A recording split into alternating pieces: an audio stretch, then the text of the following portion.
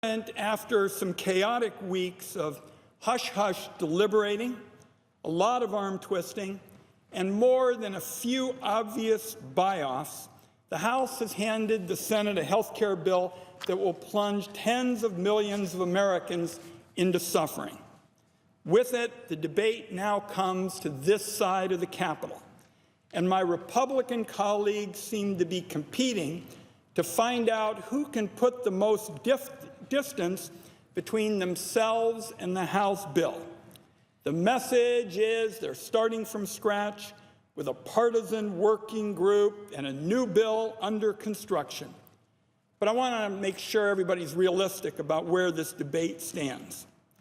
There is not a shred of actual hard evidence that the Senate Republican caucus is objecting to nearly $1 trillion in tax breaks for the wealthy and the special interests, paid for by slashing middle-class tax benefits and cutting more than $800 billion out of Medicaid.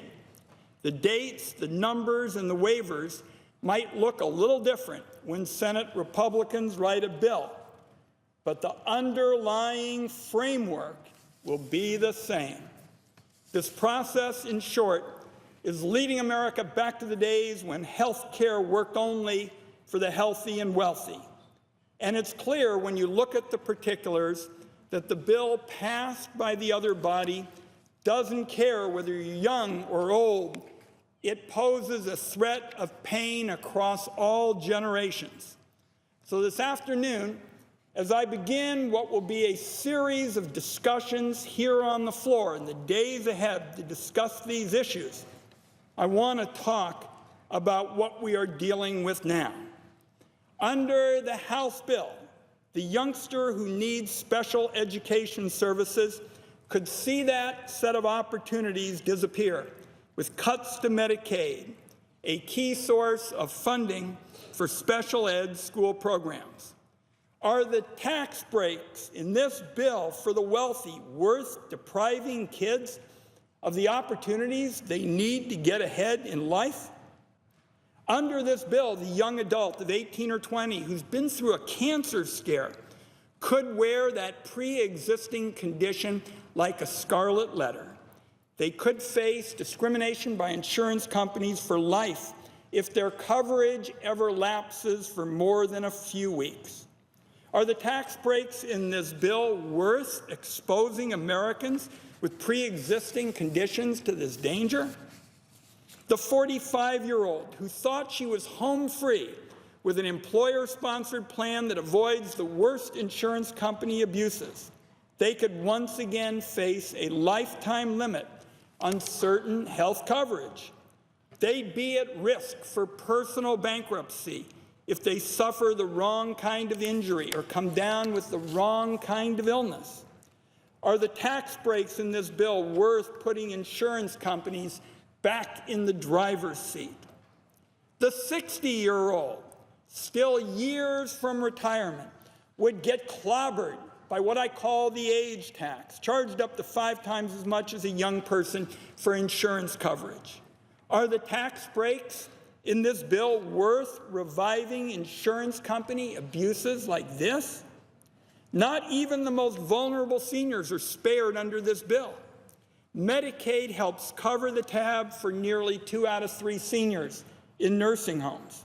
They're people who've done everything right. They've worked hard, they've scrimped, they saved, they raised their kids and put them through school. You see them in Ohio communities, you see them in Oregon communities. But colleagues, growing older in America is not cheap.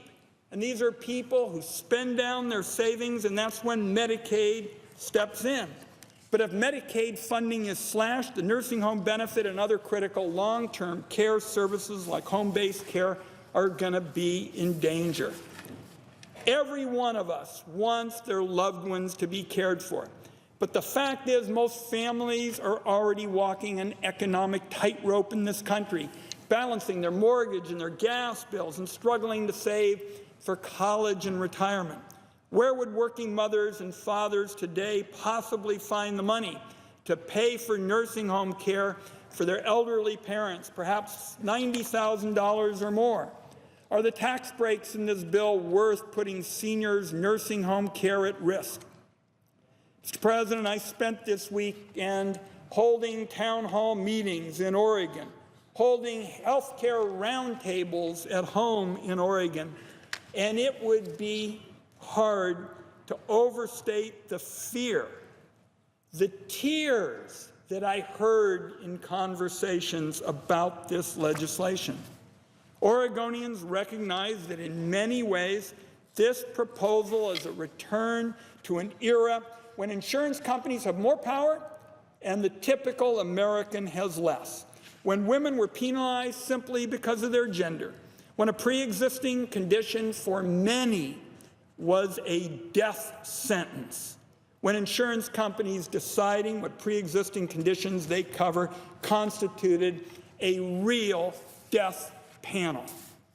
Even worse, the system would invite young and healthy people not to buy insurance unless they needed it at that particular moment, which would drive up costs for everybody else.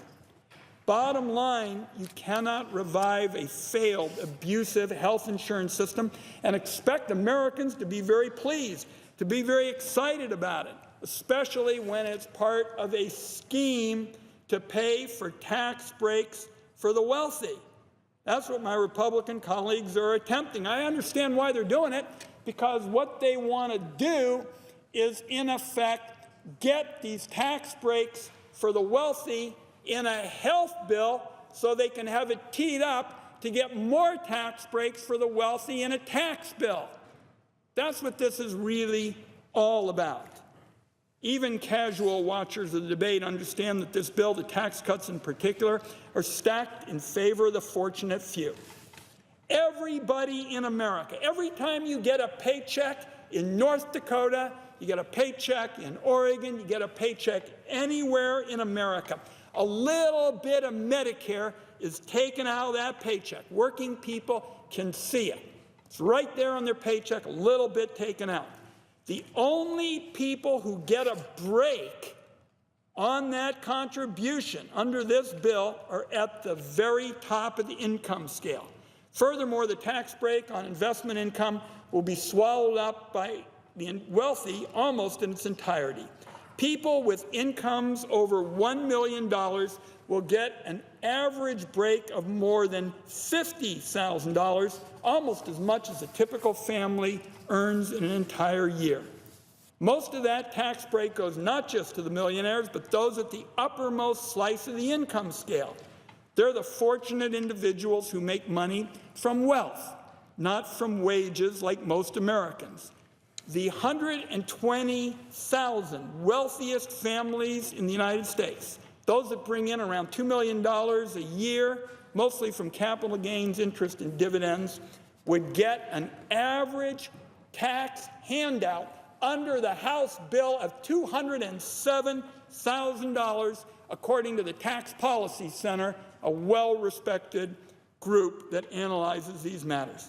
Mr. President, I can tell you, even conservative health policy experts are looking at this bill, scratching their head, trying to determine how this constitutes an improvement over the system that's on the books today. Aside from the wealthy individuals and corporations lining up for these tax handouts, it's hard to see who's helped by this approach that Republicans have taken. And it's a worrying sign for anybody who believes in bipartisanship to see that Republicans in this body have decided they don't want any Democratic input. I've been involved, Mr. President, in writing bipartisan health bills in the past, and there are more than a few co-sponsors of those bills in the Republican conference today.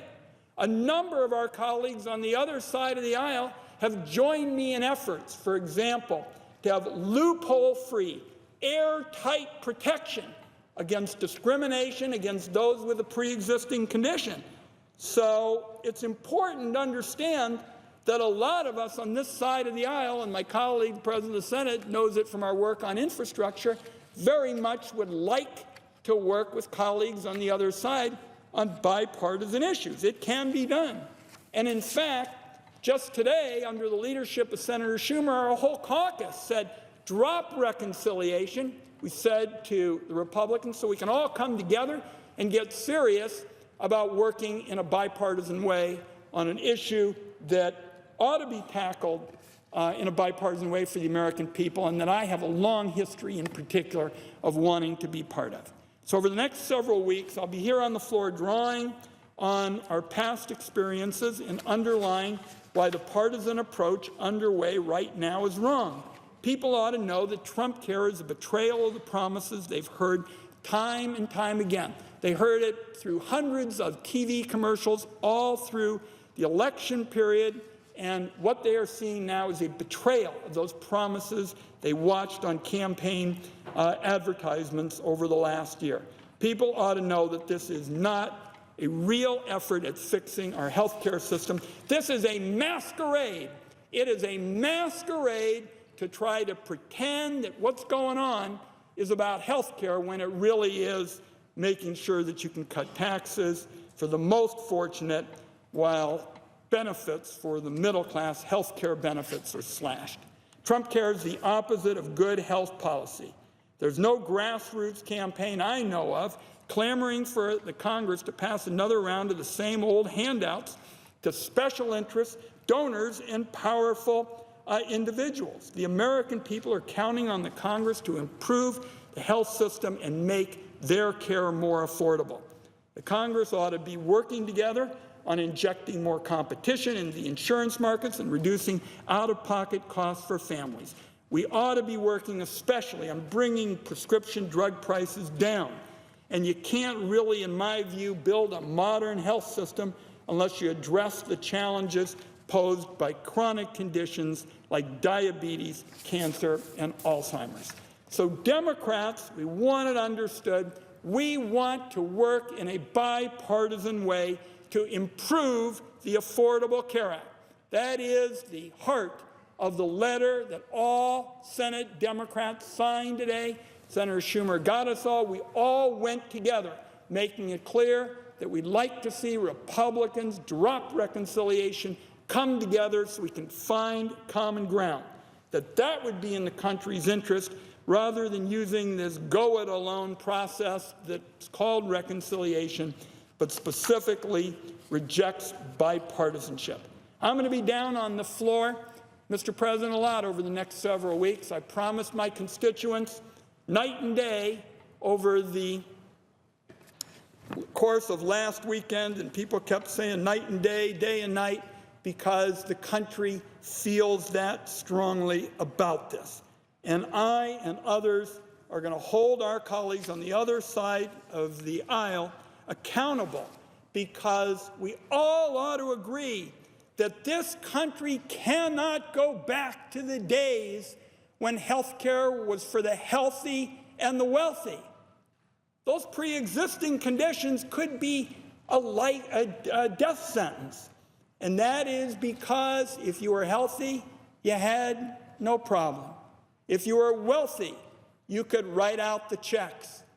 But if you had a pre-existing condition, you were in very, very serious straits. And people told us about losing their homes, talked about losing everything they had. We're not going back in America to the days when health care was for the healthy and wealthy. And with that, Mr. President, I yield the floor.